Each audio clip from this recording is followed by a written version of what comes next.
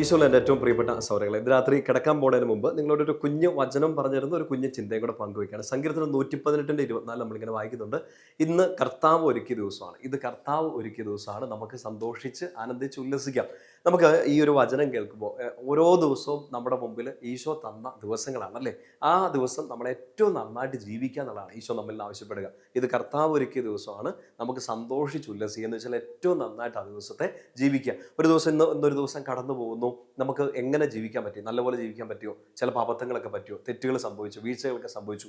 എപ്പോഴും ഓർത്തേക്കുക, ഇത് കർത്താവ് ഒരുക്കിയ ദിവസമാണ്. നമ്മൾ ആ ദിവസം ഏറ്റവും നന്നായിട്ട് ജീവിക്കണം. ഉറപ്പായിട്ട് നമുക്ക് സങ്കടങ്ങൾ വരാം, ദുഃഖങ്ങൾ വരാം, വെല്ലുവിളികൾ വരാം. പക്ഷെ എന്തൊക്കെ വെല്ലുവിളികൾ വന്നാലും ഈശോ ഒരുക്കിയ ദിവസമാണെന്ന് ഓർത്തുകൊണ്ട് ഏറ്റവും നന്നായിട്ട് ജീവിക്കുക. ചിലപ്പോൾ ഈ ദിവസത്തിൻ്റെ സന്തോഷം മുഴുവൻ കളഞ്ഞ് കുളിക്കുന്ന ചില അബദ്ധങ്ങൾ നമുക്ക് പറ്റിയേക്കാം.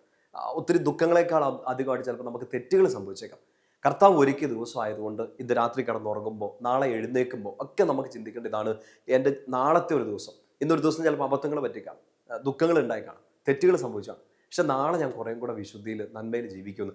നിങ്ങൾ ഓർക്കുന്നുണ്ടോ? അതായത് ഈ ചെറുപ്പത്തിൽ നമ്മൾ സ്കൂളിലൊക്കെ പോകുന്ന സമയത്ത് നമുക്ക് ആദ്യം കിട്ടിയത്, എനിക്ക് തോന്നുന്നു നമുക്ക് എല്ലാവർക്കും പെൻസിൽ വെച്ച് എഴുതാനാണ് നമ്മുടെ ടീച്ചേഴ്സ് പറഞ്ഞു തന്നെ അല്ലേ. പേന ആദ്യം നമ്മുടെ കയ്യിലോട്ട് തന്നില്ല. പെൻസിൽ വെച്ച് എഴുതുന്നത് എന്തിനായിരുന്നു? നമ്മൾ കുഞ്ഞായിരുന്ന സമയത്ത് ഈ പെൻസിൽ വെച്ച് ഒത്തിരി എഴുതി പഠിക്കുമ്പോൾ ഒക്കെ ABCD ഒക്കെ ഈ ഒക്കെ എഴുതി പഠിക്കുമ്പോൾ ഒത്തിരി മിസ്റ്റേക്സ് വരും. പെൻസിൽ വെച്ച് എഴുതുമ്പോൾ അതെല്ലാം നമുക്കൊന്ന് റബ്ബ് ചെയ്യാം, തിരുത്തി എഴുതാം, നോട്ട് ബുക്കിൽ നിന്ന് മായ്ച്ചിട്ട് പിന്നെ എഴുതാം. പക്ഷെ ഇച്ചിരി ക്ലാസ്സുകളൊക്കെ വളർന്നപ്പോൾ നമുക്ക് പേന കിട്ടി. പേന കിട്ടുമ്പോൾ നമ്മൾ കുറേ കൂടെ ശ്രദ്ധയോടുകൂടിയാണ് എഴുതുന്നത്. എനിക്കിത് പറയുന്ന പിടി കിട്ടുന്നുണ്ടോ? പെൻസിൽ വെച്ച് എഴുതുന്നത് തെറ്റിയാലും നമുക്ക് മായ്ച്ച് വീണ്ടും എഴുതാം. പേന വെച്ച് എഴുതുന്നത് തെറ്റിയാൽ മായ്ക്കാൻ പറ്റില്ല, വെട്ടി എഴുതാം, പേപ്പർ വൃത്തികേടാവും, ആ കാഴ്ചയും അത്ര സുന്ദരമായിരിക്കില്ല. നമ്മുടെ ജീവിതത്തെക്കുറിച്ചാണ് പറയണേ. ചെറുപ്പത്തിൽ ചിലപ്പോൾ നമുക്ക് അറിയാണ്ട്, ഇല്ലെങ്കിൽ ഇതിനെക്കുറിച്ച് ബോധമില്ലാത്ത സമയത്ത് ചിലപ്പോൾ ഒത്തിരി തെറ്റുകൾ നമ്മൾ ചെയ്തു പോയേക്കാം. ചിലപ്പോൾ ഈ നമ്മൾ ചെയ്തു പോകുന്ന ഒരു അബദ്ധത്തിൻ്റെ കാഠിന്യം നമുക്കറിയാതെ ചിലപ്പോൾ നമ്മളത് അബദ്ധത്തിലേക്ക് വീണ്ടും പോയേക്കാം. ഈശോ നമുക്ക് അവസരങ്ങൾ തരും തിരുത്താൻ വേണ്ടിയിട്ട്. ഈ പെൻസിൽ വെച്ച് എഴുതുന്ന തെറ്റുകൾ, കുഞ്ഞു തെറ്റുകൾ, ഇല്ലെങ്കിൽ അറിയത്തില്ലാത്ത തെറ്റുകൾ, ഇതിൻ്റെ കാഠിന്യം അറിയാതെ പോകുന്ന അബദ്ധങ്ങൾ, അതെല്ലാം തിരുത്താൻ ഈശോ അവസരം തരും. വീണ്ടും ഒന്ന് റീറൈറ്റ് ചെയ്യാൻ അവസരം തരും.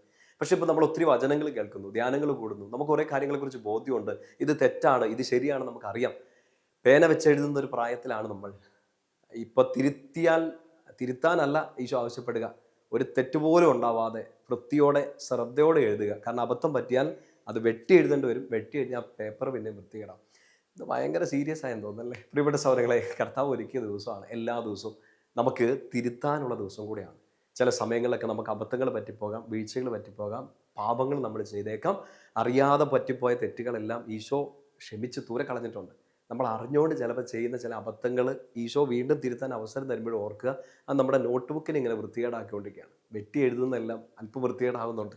അതുകൊണ്ട് നമുക്ക് കുറേയും കൂടെ ശ്രദ്ധയോടെ ജീവിതമാകുന്ന ഈ പേന കയ്യിലെടുത്ത് പിടിക്കാം. ശ്രദ്ധയോടെ വൃത്തിയായിട്ട് ജീവിതം എഴുതാം. ഇന്ന് കർത്താവ് ഒരുക്കിയ ദിവസമാണ്. ആനന്ദത്തോടെ സന്തോഷത്തോടെ കടന്നുറങ്ങുക. ഈശോ നിങ്ങളെല്ലാവരും അനുഗ്രഹിക്കട്ടെ. പിതാവിൻ്റെയും പുത്രൻ്റെയും പരിശുദ്ധാത്മാവിൻ്റെയും നാമത്തിൽ ആമേൻ. ഈശോ മിശിഹായ്ക്ക് സ്തുതിയായിരിക്കട്ടെ.